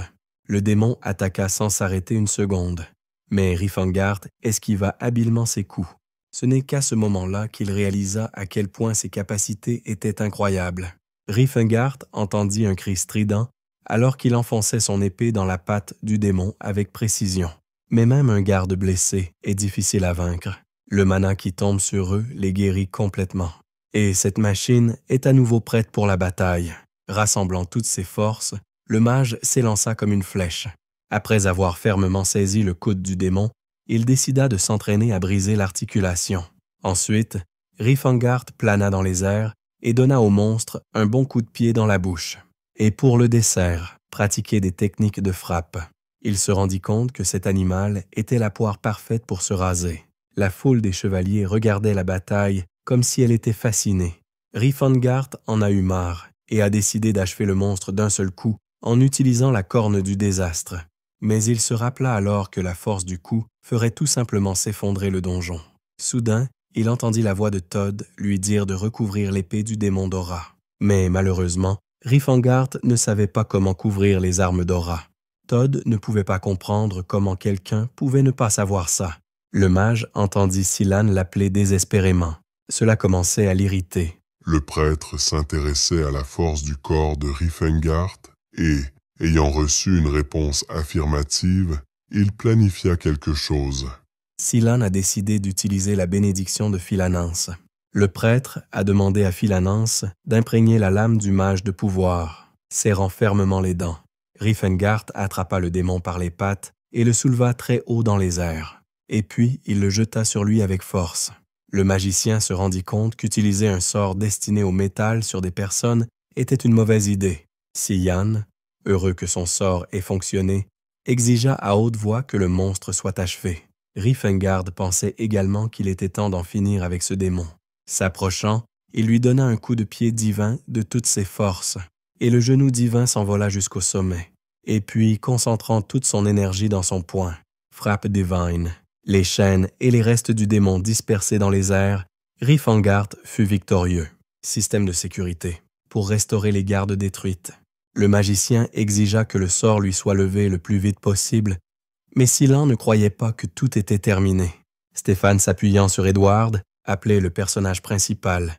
Au lieu de lui exprimer sa gratitude, il accusa le magicien de cacher son pouvoir. Rifengart répondit que ce qui s'était passé ne l'intéressait pas le moins du monde. Et se retournant, il s'éloigna, mais Stéphane attrapa son épée et se précipita après lui. Il avait presque rattrapé Rifengart et était prêt à frapper, mais il se pencha pour ramasser l'épée d'Altion. Stéphane a perdu l'équilibre et a commencé à tomber. Le jeune homme dégringola la tête la première dans les escaliers, considérant chacun d'eux comme son corps. Stéphane était hors de lui de colère. Il ne s'attendait pas à ce que le guide ose s'enfuir. Rifengart n'avait aucune intention de se moquer de qui que ce soit, et il lui tendit l'épée d'Altion pour laquelle ils étaient revenus ici. Edward remarqua que le roturier n'avait aucune cupidité, même en tenant une épée aussi précieuse. Riefengart ne comprenait pas comment on pouvait louer une arme aussi médiocre. Dans sa vie passée, il avait quelque chose de plus précieux. Ayant terminé cela, le magicien suggéra à tout le monde de revenir. Il n'y avait pas une âme dans les rues désertes du village de Kettle. Les gens rassemblés dans la pièce regardaient le prêtre Silan guérir le bébé. Riefengart aimait certainement le jeune prêtre qui guérissait d'abord les gens et leur donnait ensuite de l'or. Tôt le matin, la cavalerie des chevaliers marche lentement le long de la rivière. Stéphane a ordonné à Edward d'en savoir plus sur Riefen. Le jeune maître ne pouvait pas se calmer car il s'avérait plus faible qu'un roturier. Une silhouette d'homme solitaire était visible sur une colline déserte. C'était Riefengart, qui était impatient de rencontrer Ciri. Il remarqua seulement maintenant Silan qui l'avait suivi. Silan a déclaré qu'il avait décidé de devenir un prêtre itinérant et d'aider les croyants. Profitant de l'occasion, il fait le choix de devenir pèlerin. Silan rêvait de voyager avec les personnes les plus puissantes de ce monde. Riefengart nota que le prêtre ne s'intéressait qu'à l'apparence. Riefengart décida qu'il était maudit s'il était entouré de telles personnes. Il se rappela alors que Silan était un prêtre, c'est-à-dire une trousse de premiers secours ambulante. Pensant que Cyrus pourrait être blessé, Riefengart considérait qu'il était important de garder le prêtre avec lui. Sur la route, Silan a demandé comment développer ses muscles et comment s'entraîner correctement. À la lumière de la lune se dressait un grand et beau château. Un murmure se fit entendre dans le couloir désert. S'inclinant profondément, le serviteur demanda pardon au grand jeune homme. En criant fort, il exigea la soumission complète des elfes. C'était l'héritier de l'organisation commerciale Caron Béret. Un elfe était assis sur le lit, et Béret était indigné de son arrogance. Tout chez elle l'irritait, même son regard. Tout en réprimandant le majordome, il lui demanda de lui acheter un elfe normal et de lui rendre celui-ci. L'elfe numéro 148 a été renvoyé au marché aux esclaves pour la 3e fois. La carte montrait toute la superficie de la principauté de Catan. L'État commerçant situé au nord du continent s'appelait la principauté de Catan. Limitrophe d'autres principautés, la rivière Yuran, qui y coulait, assurait à la principauté un bon commerce. La capitale de Zeppelin était le centre de tous les échanges commerciaux. Le marché était frappant par son ampleur. Silan a été surpris par la taille du marché et le nombre de vendeurs qui ne pensaient qu'à l'argent. Le prêtre supplia Riefengart de ralentir, mais il ne pensait qu'à rencontrer Ciri. Leur attention fut attirée par un homme grand et corpulent et un vieil homme agenouillé devant le monsieur. Le chef du consortium Rolfein, Téric, pensait que le vieil homme l'avait insulté. Appelant le vieil homme un vil vaurien, il commença à le battre. Après avoir lancé 30 pièces d'or, soit le nombre de coups, Téric est parti. Silan se précipita vers le vieil homme ensanglanté. Le prêtre a suggéré de se tourner vers les autorités pour obtenir de l'aide, mais le vieil homme, qui ramassait des pièces de monnaie, a refusé. Silan était indigné qu'à cause de quelques pièces de monnaie, le vieil homme ait fermé les yeux sur les coups. En regardant le vieil homme qui s'éloignait, Riefengart n'était pas moins surpris que le prêtre, bien qu'il ait beaucoup voyagé. Silan ne comprenait pas pourquoi ils étaient venus ici. Le magicien a dit qu'il voulait acheter quelque chose, et puis il a précisé qu'il avait l'intention d'acheter un elfe. Silan regarda le magicien avec déception, mais il s'empressa de lui assurer que tout n'était pas comme il le pensait. Mais il ne pouvait pas parler au prêtre de sa vie passée, alors il n'a pas essayé de le convaincre. Riefengart remarqua que Sian était le même homme que lui, et il accepta cela à contre-cœur. Un rayon de soleil illumine l'enseigne du café. Téric, confortablement assis sur une chaise, accusait le consortium d'opprimer les commerçants qui ne rapportaient pas d'argent, et les deux elfes se pressèrent obligeamment contre lui. Béret entra dans la pièce, et Téric fut heureux de le voir, s'enquérant de l'elfe que Béret avait récemment acheté. Béret n'était pas ravi d'une telle rencontre et rétorqua qu'il lui avait rendu l'appareil. Téric éclata de rire et le traita de perdant. Béret commença à s'excuser, mais Téric avait déjà décidé d'acheter cet elfe et de l'apprivoiser, surpassant ainsi Béret. Le bâtiment sombre et gris situé au milieu de la ville s'est avéré être un hôtel où Riefengart et Silan séjournaient. Le magicien se figea de stupeur en voyant cela. Silan n'a pas perdu de temps à s'entraîner dur, et son extrême maigreur a surpris Riefengart. Ayant fortement recommandé de ne pas se surcharger, Mag ne comprenait pas pourquoi Silan ne prenait pas de masse avec de telles charges. Remarquant que quelque chose n'allait pas, Rifengard se figea de stupeur. Sian utilisa à nouveau sa magie, se vantant que tout était facile et simple. Maintenant, toutes les pièces du puzzle s'emboîtaient dans la tête du magicien et il comprenait le secret du prêtre. Silan a utilisé la magie de guérison dans son entraînement. Et donc j'ai perdu mon temps, revenant à chaque fois au point de départ. Rifengard réfléchit au temps qu'il avait perdu et promit de prendre lui-même en charge la formation du prêtre. Le magicien croyait également que les cheveux longs, comme ceux de Silan, ne faisaient qu'interférer avec le sport. Ne voulant pas perdre de temps, le magicien se rendit à la vente aux enchères et le prêtre le suivit. Il y avait une grande variété d'esclaves à la vente aux enchères, mais les plus prisées étaient les filles elfes en raison de leur beauté. Les prix étaient frappants par leur variété. Elfheim vend des esclaves depuis plus de 300 ans et l'une des raisons du prix élevé des elfes est leur durée de vie. Le jeune prêtre n'avait jamais été dans un tel endroit et Rifengard détestait cet endroit au point d'en avoir la nausée. Silan a suggéré que les elfes étaient mieux traités ici que les orques. Il lui semblait que vivre sous la surveillance des gens était beaucoup plus confortable que dans la nature. Rifenhart pensait que c'était l'opinion de l'écrasante majorité des gens. Le pouvoir inspire la peur aux gens et Rifengard s'est promis de créer un autre empire, un meilleur. Il rêvait d'un État sans oppression raciale, mais la voix d'un ouvrier d'Elfheim le sortit de ses pensées. Un groupe d'elfes entra dans la pièce.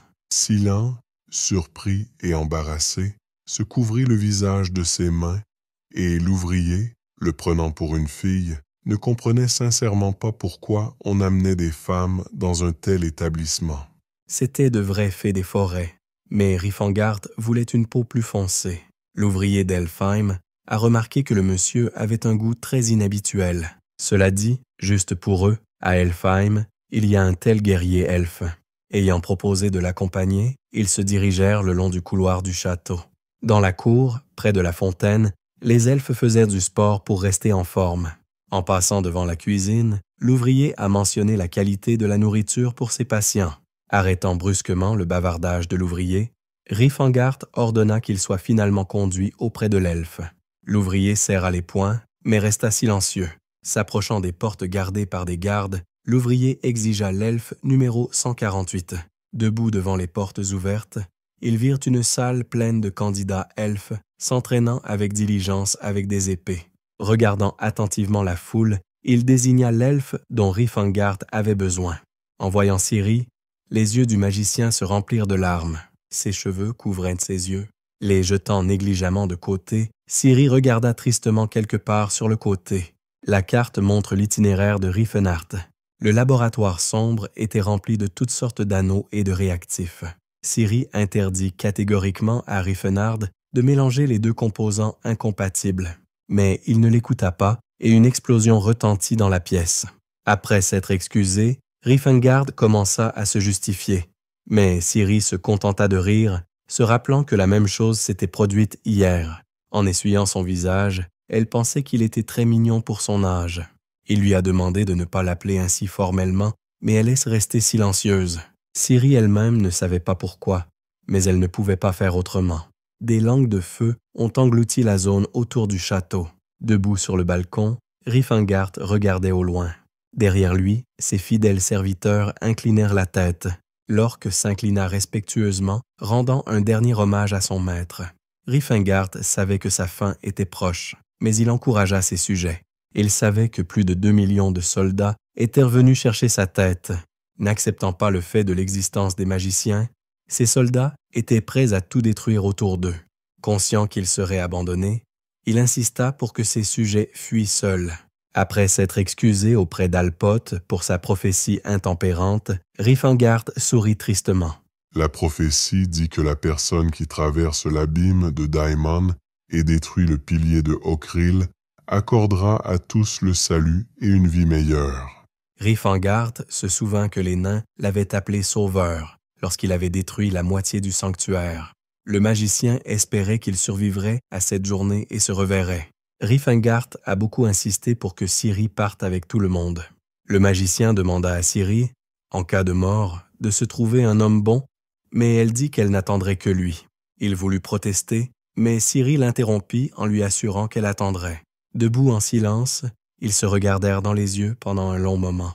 Ils restèrent longtemps sur le balcon, se serrant fort dans leurs bras. Désignant Siri, l'ouvrier nota que cet elfe n'était pas le meilleur choix, notant qu'elle a un caractère terrible et qu'elle n'est qu'une poupée d'entraînement pour les autres. Mais cela n'effrayait pas Riefengaard. Il avait l'intention d'acheter uniquement Siri. Après avoir annoncé le prix, l'ouvrier considérait le magicien comme un pervers. Silan fut surpris par un prix aussi bas, et l'ouvrier fit encore une fois remarquer que c'était complètement inadapté. Siri regarda son nouveau propriétaire avec des yeux tristes. En regardant son corps marqué de cicatrices, Riefengaard imaginait tout ce qu'elle devait endurer. Le mage a demandé à Silan de prendre soin des blessures de l'elfe. Sachant à quel point il faisait froid dehors, Riefengaard jeta son manteau sur les épaules de l'elfe. Au lieu d'un numéro, il suggéra de l'appeler Siri et l'elfe accepta docilement. Siris Belentia. Bien qu'elle ait catégoriquement refusé, car un esclave n'a pas besoin de nom de famille. Riefengaard s'est présenté et a également présenté le prêtre Silan. Siri accepta avec tristesse. Le château d'Elfheim était brillamment illuminé par le soleil. L'ouvrier du château a déclaré que l'elfe numéro 148 avait déjà été vendu. Téric devint furieux de ce qu'il entendit. Au début, il pensait que c'était Béret qui avait appris ses plans et avait acheté l'elfe. Mais lorsqu'il découvrit qu'il s'agissait d'un jeune homme inconnu, il lui demanda son nom. Ne recevant pas de réponse, il fut envahi par la curiosité de savoir qui était assez riche pour pouvoir payer un esclave. Le marchand décrivit Riefenard, assurant au monsieur qu'il le reconnaîtrait immédiatement. Un short court s'ajuste parfaitement à son corps élancé. Des bas hauts, un corset moulant et une cape convenaient très bien à Siris. Après avoir examiné l'elfe de tous les côtés, Riefengaard décida qu'il lui achèterait de meilleurs vêtements plus tard. Après avoir demandé si elle avait faim et avoir reçu une réponse soumise, le magicien s'est mis en colère et a demandé de ne pas l'appeler maître. Siri ne comprenait pas pourquoi ce type la traitait si bien. Riefengaard a demandé à être appelé par son prénom et considéré simplement comme un ami. L'elfe devint méfiant, pensant qu'il était un pervers. Sans le contredire, Siris accepta de l'appeler Sir Riefengaard. En dévorant avidement la nourriture, elle a décidé que tous les gens étaient pareils. Riefengaard, Silan et Siris ont dîné au restaurant le plus célèbre, le Redantis Grace, en l'honneur de la déesse de la fertilité. Silan a noté qu'avec un nom comme celui-là, la nourriture devrait être gratuite. En discutant de la religion philanéenne, ils dévorèrent leur nourriture avec appétit. Le magicien regardait Siri, se demandant à quel point elle avait faim. Sans s'arrêter, elle dévorait un plat après l'autre. À un moment donné, elle a repoussé l'assiette. Riefengaard se souvenait qu'ils étaient déjà venus ici dans une vie antérieure. Il était alors son sauveur, et aujourd'hui il l'a racheté de l'esclavage. Espérant vivement que leur contact serait néanmoins établi, ils se mirent en route. S'arrêtant près du marchand d'armes, Siri regarda la marchandise avec intérêt. Prenant la rapière, elle entendit Riefengaard objecter qu'elle était plus habituée au sabre. Ne comprenant pas comment il le savait, Siri fut surpris. Le sabre s'adaptait parfaitement à la ceinture de Siri. Silan a également acquis une arme en mithril, bien que Riefengaard ne comprenne pas à quoi le prêtre en avait besoin. Du coin de l'œil, le magicien remarqua quelque chose de suspect. Il était clair qu'ils étaient suivis par certaines personnes. Vêtus de leur uniforme militaire, ils s'approchèrent et entamèrent une conversation. Après avoir jeté un coup d'œil aux militaires, Riefengaard décida de les écouter. Les militaires les ont emmenés à Elfheim, où un ouvrier leur a gentiment proposé plusieurs projets. Riefengaard aboya qu'il voulait la tête de ce projet. Le magicien ne comprenait pas ce dont ils avaient besoin. Le guerrier a annoncé que son maître aimerait acheter l'esclave elfe. Siri se figea de surprise. Riefengaard a déclaré qu'il n'était pas intéressé. Les guerriers ont offert une grosse somme et n'importe quel autre elfe en cadeau. Le magicien a refusé. Mais le guerrier ne s'est pas calmé, offrant une autre somme énorme. Riefengaard aboya bruyamment son refus. Ne comprenant pas une telle affection pour un esclave, les guerriers s'en allèrent. En les regardant, le trio ne comprenait pas ce qui se passait. Toutes les fenêtres du château étaient éclairées d'une lumière vive. Téric était furieux quand il a vu Romad sans l'elfe. Ayant entendu que le gars avait refusé l'argent, Téric ne comprenait pas pourquoi il ne le battait pas simplement et ne lui enlevait pas l'esclave. Le guerrier a assuré à son maître qu'il kidnapperait simplement l'elfe. Téric s'est calmé et a dit d'emmener Sir Lantas avec lui pour qu'il ne reste pas inactif. Le bâtiment gris de l'hôtel se détachait toujours tristement sur le décor de la ville. Les pièces gisaient en tas sur le sol, scintillantes d'or. En estimant la somme d'argent restante, Riffengard se rendit compte que cela était insignifiant pour la renaissance de l'Empire. Pour ne pas transporter de pièces avec lui, il a décidé de les investir. Riffengard se souvient qu'il y avait actuellement une famine dans le royaume voisin de Provence. Avec des terres aussi fertiles, personne n'aurait pu imaginer que la famine surviendrait. La faim sauvage a forcé les parents à manger leurs enfants. Je me souviens des organisations commerciales Rolfine, Caron, Taoban, mais leur chef s'est moqué de Ciri dans sa vie passée.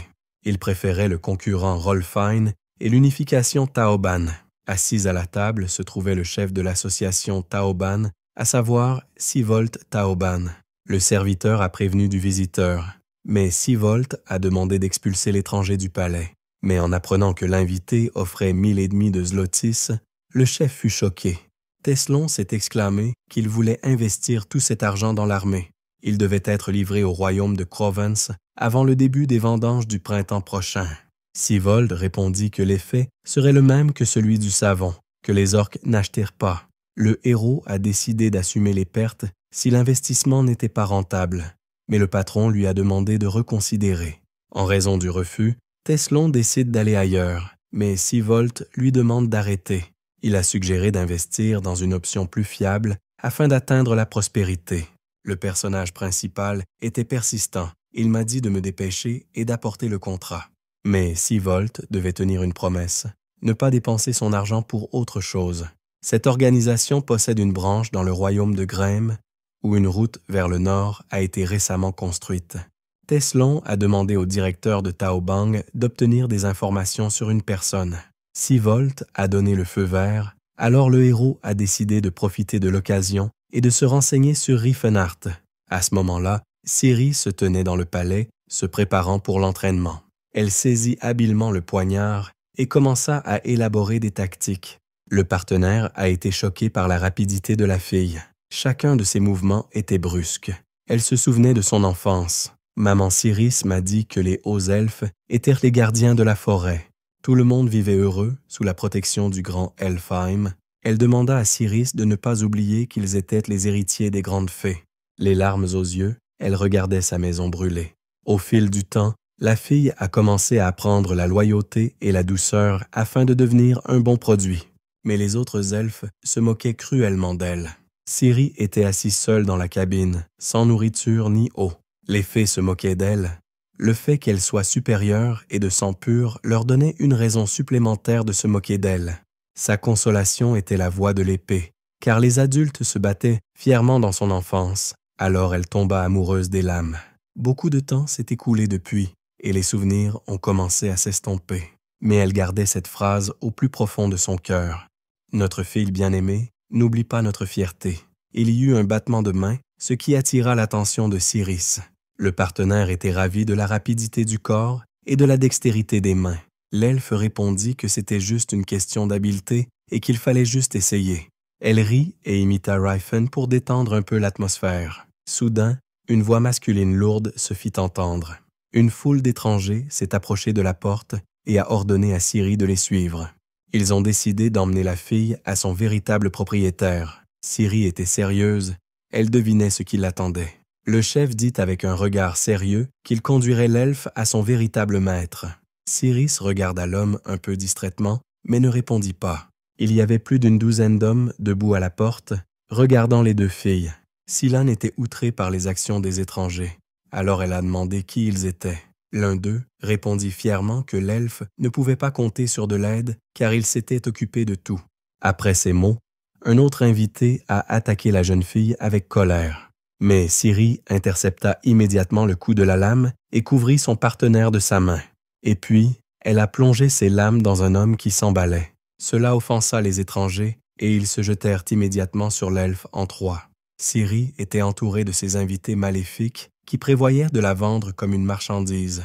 Mais sans réfléchir à deux fois, elle réussit à se libérer et à déjouer les guerriers, leur infligeant des coups mortels au corps. Le chef fut horrifié par le comportement de l'esclave et commença à réfléchir à un plan.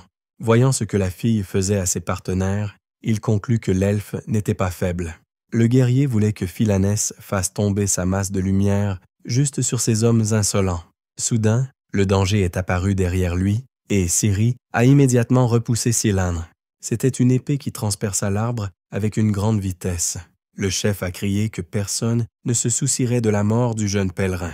Cette action a provoqué de la négativité, mais l'elfe a essayé de résoudre le problème.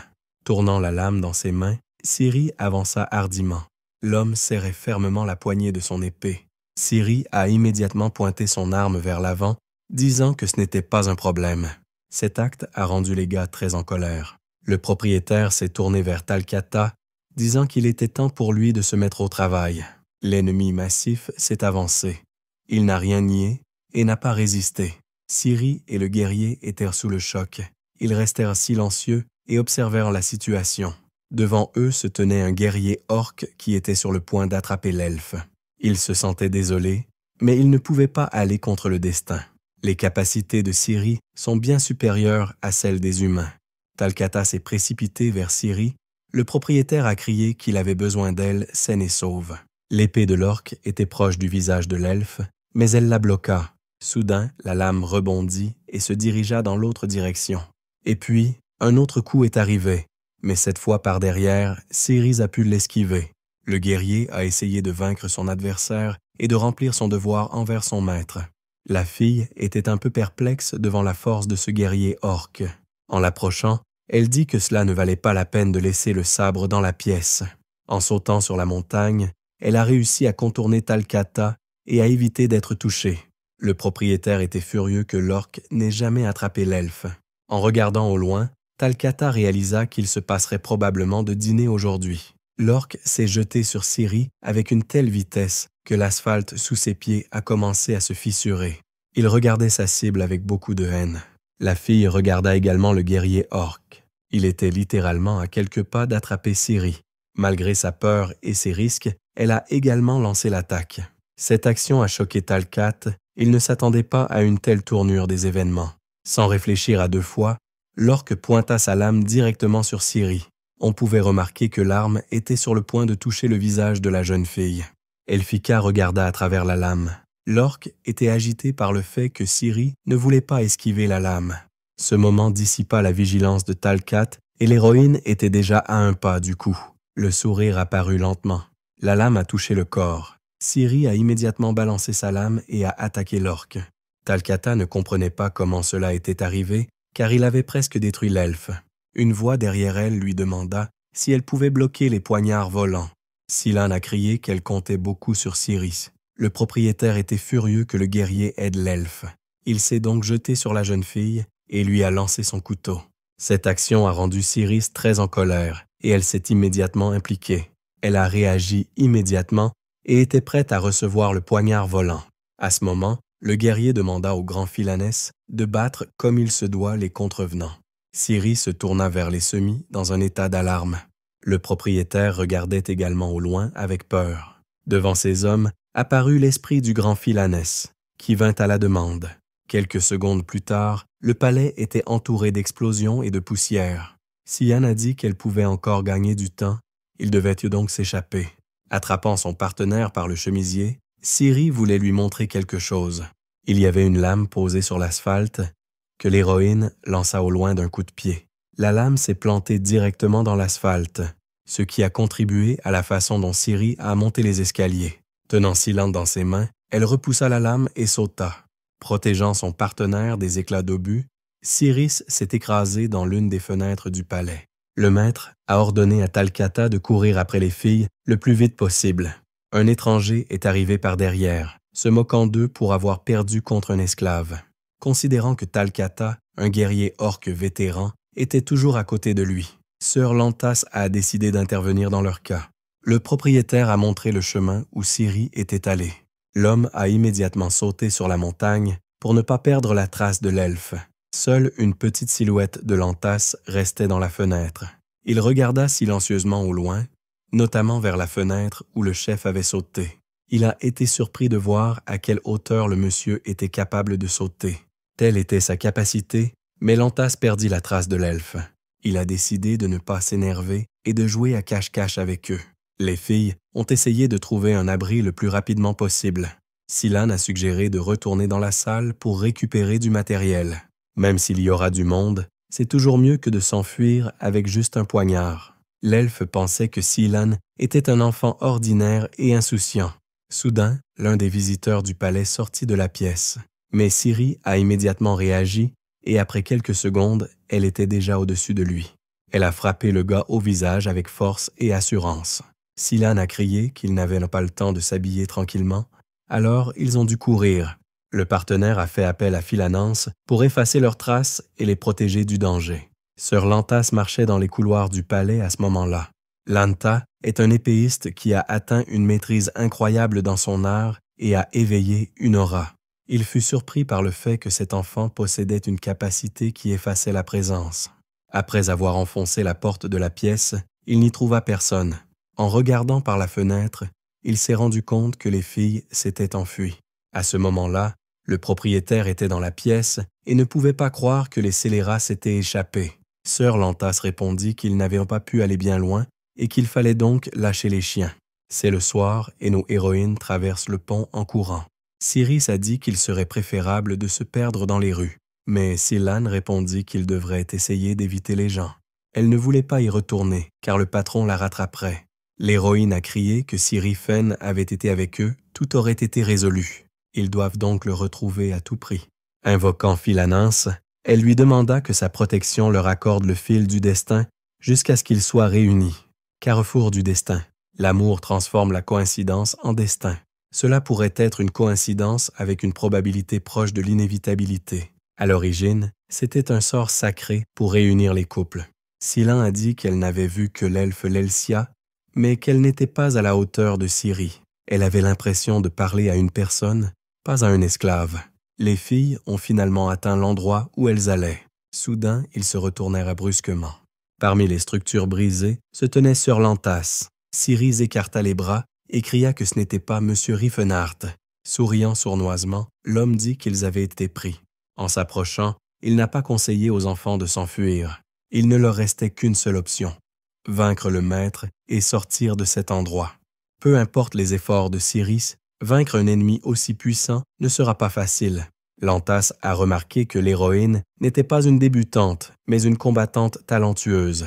La formation demandait beaucoup de temps et d'efforts, ce qui est inhabituel pour un esclave. L'elfe ne pouvait pas comprendre qui était cet homme. Silan demanda immédiatement à Philanance d'accorder à son serviteur la force d'un lion, et imprègne l'épée de la main de la force des géants, et remplit les yeux de la perspicacité d'un faucon. Le maître était surpris que l'enfant lance autant de sorts à la fois. Avec un grand cri, Silan ordonna à l'elfe de s'occuper de l'homme. En esquivant, Lantas dit qu'à côté du prêtre, elle avait changé au point d'être méconnaissable. La lame s'est brisée en deux parties. La peur et la terreur de se retrouver à nouveau en cage traversèrent les yeux de l'héroïne. Lantas frappa le corps de l'elfe. Cette vue choqua Silan et elle se figea. Tout en poussant son épée, il marmonna à propos de l'aura sur le guerrier inférieur. La fille ne comprenait pas ce que cet homme faisait ici. À ce moment précis, Romad était déjà arrivé sur les lieux. Silan apprit que le nom du monsieur était Lantas, ce qui l'a mis très en colère. Lantas von Kalpanar, un célèbre chevalier du royaume de Teikan. Il a montré ses meilleures capacités de combat lorsqu'il a réveillé son aura après 30 ans. Cependant, il avait un vilain secret qu'il gardait secret. Lantas avait un fétichisme incroyablement horrible pour les esclaves elfes. Silan l'a appelé un monstre qui se cachait dans la principauté de Catan. Elle ne comprenait pas comment le propriétaire de l'aura pouvait faire des choses aussi viles. Le gentilhomme répondit qu'il avait tué des centaines de personnes dans le royaume et qu'il s'était enfui ici. Romad savait que Lantas recevait son argent et vivait heureux. Ils devinrent ainsi le deuxième plus grand syndicat commercial de Catan. Le chevalier a décidé de sceller les pouvoirs de Silan parce qu'il sait ce que les paroles d'un prêtre de haut rang peuvent faire. Le propriétaire a demandé de ne pas faire de mal à l'elfe, car M. Terrick n'aimerait pas ça. Il aimait Silane et ordonna à Romade de la prendre aussi. En criant fort, elle répondit qu'elle était un homme. Souriant ironiquement, Lantas répondit que ce serait une nouvelle expérience. Levant la main vers sa tête, il dit qu'il prendrait soin d'elle. Soudain, la lame toucha la main de Romade. Monsieur regarda au loin choqué. Tenant l'épée devant elle, Silan cria qu'il ne la toucherait pas avec un doigt. En criant comme une folle, elle menaça de couper les jambes de Lantas. Après ces mots, une forte explosion se produisit dans le palais. L'elfe regarda devant lui avec surprise. Serrant les dents, l'étranger trouva finalement les garçons. C'était Tesselon qui était furieux que les guerriers poursuivent Ciri. Monsieur regarda le corps qui s'approchait. Le héros a émis une aura très forte, qui s'est immédiatement propagée. Il était très sérieux. Lantas ne comprenait pas ce qui se passait à ce moment-là. En regardant Tesselon, il ressentit une aura très forte, ce qui n'est pas typique d'un gars en forme ordinaire. Romade a dit que c'est celui qui a acheté le guerrier.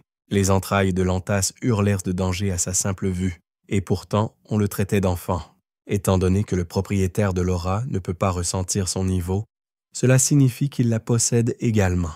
Lantas soupira et dit qu'il n'avait pas rencontré quelqu'un d'aussi fort depuis longtemps. Le héros sourit seulement légèrement. Tesselon a dit que le maître ne devrait pas prétendre être un chevalier, alors qu'il n'est lui-même qu'un vieil homme sale et inquiet. Après ces mots, Sir Lantas devint fou et attaqua immédiatement son adversaire. Le jeune homme a décidé de ne pas baisser ses standards et de tenir bon jusqu'au bout. Il décida qu'il devait agir en premier, alors il se précipita hors de chez lui. Sans réfléchir à deux fois, Lantas a également sauté de sa place pour attaquer son adversaire. Il ne restait que quelques pas avant que les deux héros les plus forts n'entrent en collision. Lors de leur collision, une énorme et puissante explosion s'est produite dans le palais. Tesselon est devenu beaucoup plus fort et son corps brillait simplement d'une aura puissante. Après quelques secondes, il préparait déjà son poing pour attaquer. Le monsieur était furieux. Il ne s'attendait pas du tout à une telle tournure des événements. Un véritable massacre s'ensuivit entre eux. Ils se regardèrent avec colère, cherchant à s'achever l'un l'autre. Romade et ses mentors décident de fuir pour rester en vie. Les héros volaient dans les airs. Mais en même temps, ils se battaient les uns contre les autres. Ciri a demandé comment Riefenard pouvait avoir une aura. Son partenaire a répondu qu'il avait cette compétence depuis le début, mais qu'elle avait oublié de le lui dire. Lantas considérait cela comme une malédiction, car ceux qui ont seulement éveillé l'aura ne peuvent pas le faire. Le gars a habilement évité chaque astuce et cachette de son adversaire. Mais le gentleman a réussi à amener Tesselon dans la zone de son aura. Il a donc décidé d'agir et d'utiliser le kibulette. Monsieur a décidé que le héros avait soit éveillé son aura depuis l'enfance, soit qu'il avait déjà presque 40 ans. La sueur perlait sur son visage. Il réalisa qu'aucune de ces deux explications n'avait de sens. Tesselon n'a pas traîné une seconde. Il a esquivé les coups avec confiance. Mais il ne comprenait pas comment un sale pervers pouvait manier une épée avec autant d'habileté. Le héros battra quiconque dit que les arts martiaux forgent le caractère. À ce moment-là, Lantas recula un peu et observa le gars de loin. Il était étrange pour lui que le guerrier ait réussi à parer le coup d'épée à main nue. Le monsieur demanda s'il était le disciple de Gérard, mais Tesselon ne répondit pas, se contentant de regarder sa cible d'un air menaçant. Monsieur ne comprenait pas pourquoi il devait s'inquiéter pour un esclave, alors qu'il avait un tel pouvoir. Ces mots rendirent le héros encore plus furieux. Il est devenu fou et a ensuite crié que ses esclaves ont leurs propres sentiments et leur propre volonté. L'onde de choc a quelque peu repoussé Lantas. Se préparant à une autre attaque, Tesselon lui demanda s'il avait essayé de parler et de comprendre pourquoi ils étaient devenus comme ça. Utilisant son aura, il souleva l'asphalte et jeta l'ennemi loin de lui. Le chevalier cria qu'il ne comprenait pas de quelle bêtise parlait le gars. Tout le monde a réagi de la même manière dans une vie antérieure. Ils voient le rire et les larmes des créatures d'un autre monde. Mais ils ne pensent même pas qu'elles ont des émotions. Lantas a crié qu'ils étaient la couronne de la nature et que c'était la seule façon dont ils devaient traiter les elfes. Il a demandé si les descendants de la grande fée étaient nés pour devenir esclaves. Cela dispersa la colère de Tesselon. Il prépara son poing et cria que Ciri n'était pas un esclave. Et après cela, il a frappé la structure sur laquelle se tenait l'ennemi. Monsieur a dit que les personnes faibles et fragiles sont comme des esclaves par leur existence. C'est ça le serfdom. L'introduction d'une prétendue idéologie revient toujours comme un boomerang, et les gens stupides ne le comprennent pas, si les chaînes ne sont pas brisées, à moins que leur vision du monde ne change. Un jour, tout le monde commencera à vivre dans la peur de ces chaînes. L'Antas regardait devant lui avec peur. Teslon se tenait devant lui, très en colère contre les actions de Sur. Il a déclaré d'une voix confiante que tout doit être changé, et peut être changé. Il voulait le faire, peu importe les difficultés. Et un instant plus tard, sa main préparait déjà un coup et attaqua l'Antas directement à la poitrine. Cette attaque était très forte, mais malgré cela, le héros a continué à porter coup après coup. Et après un moment, il jeta l'Antas directement dans un mur de pierre. Cette technique n'était pas une chose simple, elle s'est avérée utile au moment le plus nécessaire. Teslon a crié qu'il allait tout changer à n'importe quel prix, et personne ne pourra appeler Ciri une esclave. Personne d'autre ne sera appelé esclave. Pour le bien de l'elfe, il était prêt à changer le monde entier, ce qui la gênait grandement. Les moments se déroulaient les uns après les autres dans la tête de l'héroïne. Elle pensait que Teslon était fou, aussi fou qu'il fallait l'être pour devenir ainsi. Ciri se souvint des paroles de sa mère, qui disait qu'ils étaient les descendants d'une grande fée. La fille a pris toute cette situation très au sérieux. À ce moment-là, l'Antas gisait sous les décombres et demandait au guerrier de l'épargner. Il jura par son épée qu'il expirait ses péchés et qu'il ne ferait désormais que le bien. L'expression du visage du monsieur indiquait qu'il ne mentait pas et qu'il disait la vérité. Mais Teslon déteste vraiment l'ordre sacré de Sayer. Le guerrier a crié qu'il était prêt à se rendre, juste pour rester en vie. Se rappelant tous les moments de sa vie passée, il répondit que du sang sale avait déjà taché ses mains. Mais malgré toute la situation, il a décidé de croire l'Antas. Si un guerrier se repent vraiment, cela signifie qu'il pense qu'il mérite de mourir. Les deux elfes étaient assis et écoutaient attentivement leur conversation. À ce moment-là, le héros a préparé sa puissance et a frappé directement l'ennemi. Il lui a dit avec colère de ne pas dévaloriser le repentir avec sa sale bouche. Il faisait déjà nuit, mais les gars étaient toujours sur la place. Le héros s'est approché de Ciri et lui a demandé si elle était blessée, mais son partenaire l'avait déjà soignée. L'elfe regarda le gars et lui demanda si son corps allait bien. Teslon était choqué que Ciri lui parle. Silan a prévenu que les méchants s'enfuyaient et il les a arrêtés. Parce qu'ils ont essayé de s'échapper, le héros leur a préparé quelque chose d'inoubliable. Romad demanda avec peur qui était ce guerrier et pourquoi c'était lui qui donnait l'ordre à leur équipe. Le héros ajouta qu'il ne se séparerait pas si vite, il les épargnerait donc. Les trois gars étaient effrayés, ils ne comprenaient pas pourquoi l'étranger avait sorti une matraque. La nuit est tombée, mais les héros ne voulaient toujours pas parler de celui qui leur avait donné l'ordre d'aller voir Ciri. Incapables de le supporter, ils ont dit que c'était Eric, le chef de l'organisation commerciale Rolfine. C'était le même bâtard qui avait intimidé Ciri pendant 10 ans dans sa vie passée. La première chose que Teslon voulait faire était de le tuer. Mais malheureusement, quand il l'a trouvé, il était déjà mort. Romad a noté que s'il faisait quelque chose à Téric, il deviendrait l'ennemi de tout le monde ici. Mais le héros savait très bien qu'il était un véritable salaud. Comme Teslon l'avait promis, il les a laissés en vie et leur a souhaité le meilleur. Le royaume où vit Téric. Le frère demanda quand l'elfe qu'ils avaient ramené viendrait. Il a répondu que Romad était là depuis très longtemps. Ils ont également acheté d'autres elfes qui les ont servis pour Sir Lantas. Mais les frères remarquèrent qu'il y avait beaucoup de bruit dans le couloir et que très probablement les mendiants faisaient du bruit. 2 gardes ont attaqué avec colère les invités inattendus, mais ils ont été immédiatement attaqués. Qui pourrait facilement éliminer 2 joueurs à la fois? Silan a ordonné à Philanance d'effacer les souvenirs douloureux des serviteurs. Le héros a remarqué que l'elfe utilisait un sort qui guérit les cœurs brisés. S'il n'y avait pas Silan et ses capacités, il resterait beaucoup de témoins inutiles. Alors qu'ils atteignaient le bout du couloir, une autre nuance les attendait. Talcata, celui que protège ce guerrier orc, ne vaut pas une goutte de sa force. Mais Talcata répondit qu'il était un guerrier et qu'en tant que propriétaire de l'épée, il avait des devoirs. Mais le gars a posé une question. Est-ce ta volonté d'être un esclave? Il a ajouté que Terek n'est pas un mentor pour lui et que l'orc ne lui doit rien. Sian était surpris que Tesselon comprenne le langage et les gestes des orques. À cette époque, Ciri apprit le langage de la grâce et expliqua qu'elle pouvait le comprendre elle-même, parce que cette fois, elle a une arme différente. Talcata se souvint de cet elfe faible qui était devenu plus fort. Le héros a averti Silan de garder les yeux ouverts et que si les choses devenaient dangereuses, elle saurait quoi faire. Il rappela à l'orque que son adversaire était un elfe en face de lui et qu'être distrait pendant un combat était impoli. L'ennemi hocha simplement la tête et dit que l'homme fort avait raison. Non loin de l'entrée du bureau de Terrica, Tesselon sentit immédiatement cette odeur âcre et puissante. Il a décidé de jeter un petit coup d'œil à ce qui se passait dans ce bureau.